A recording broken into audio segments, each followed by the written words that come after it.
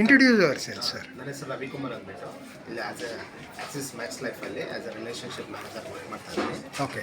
Last 1.5 ಇಯರ್ಸಿಂದ. Okay. So especially ನಾನೀಗ ಆರೋಗ್ಯದ ಬಗ್ಗೆ ಹೇಳಬೇಕಂದ್ರೆ ನಾನು ಸ್ಟಡಿ ಮಾಡಿದ್ದು ಸಿದ್ಧಗಂಗಾ ಮಠದಲ್ಲಿ ಕೆಲವೊಂದು ಪಾಯಿಂಟ್ಸ್ ನನಗೆ ಗೊತ್ತಿದೆ. ಏನಂದರೆ ಹೆಲ್ತ್ ಈಸ್ ವೆಲ್ತ್ ಅಂತ ನಾವೇನು ಹೇಳ್ತಾ ಇರ್ತೀವಿ, ಆ್ಯಕ್ಚುಲಿ ಹೇಳೋದು ಇಂಪಾರ್ಟೆಂಟ್, ಅದನ್ನು ನಡ್ಕೊಂಬಿಟ್ರೆ ತುಂಬ ಬೆನಿಫಿಟ್.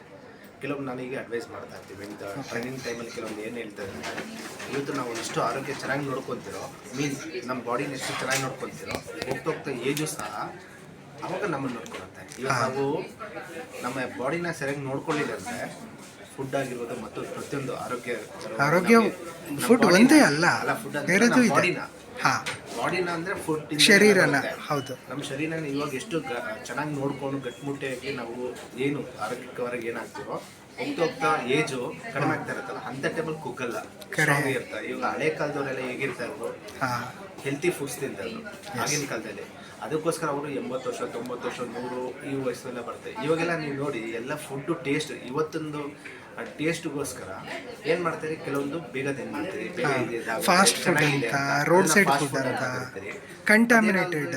ಹೋಗ್ತಾ ಏಜ್ ಇವಾಗ ಹಾರ್ಟ್ ಅಟ್ಯಾಕ್ ಅನ್ನೋದು ತುಂಬ ರೇರ್ ಕೇಸ್ ಇತ್ತು ಮೊದಲು. ಈಗೆಲ್ಲ ಹಾರ್ಟ್ ಅಟ್ಯಾಕ್ ಅನ್ನೋದು ತುಂಬ ಜನಕ್ಕೂ ಬರ್ತದೆ. ಸೊ ಏನಾಗ್ತಿದೆ ಅಂದರೆ ಬೇಸಿಕಲಿ ಫುಡ್ ಅಂತ ನಾವು ಕರಿಬೋದು. ಆ ಫುಡ್ಡಲ್ಲಿ ಎಷ್ಟು ತುಂಬ ಕೇರ್ಫುಲ್ಲಾಗಿ ನಾವು ತಿನ್ಬೇಕನ್ನೋದು ಇಂಪಾರ್ಟೆಂಟ್. ಇವತ್ತು ರುಚಿಗೋಸ್ಕರ ತಿನ್ನೋದಂತಲ್ಲ, ನಾಳೆ ಲೈಫ್ ಲಾಂಗ್ ಇರೋದಕ್ಕೋಸ್ಕರ ಇದು ಮಾಡ್ತಾ ಇದ್ದೀವಿ. ಸೊ ನಾನು ಫೈನಲಿ ಏನು ಹೇಳ್ತಾ ಇದ್ದರೆ, ನಮ್ಮ ಬಾಡಿನ ತುಂಬ ಚೆನ್ನಾಗಿ ನೋಡಿಕೊಂಡ್ರೆ ಮುಂದೊಂದು ದಿನ ಬಾಡಿ ನಮ್ಮನ್ನು ನೋಡ್ಕೊಳ್ಳೋದು. That is the message. Thank you. ಖಂಡಿತ. Thank you sir.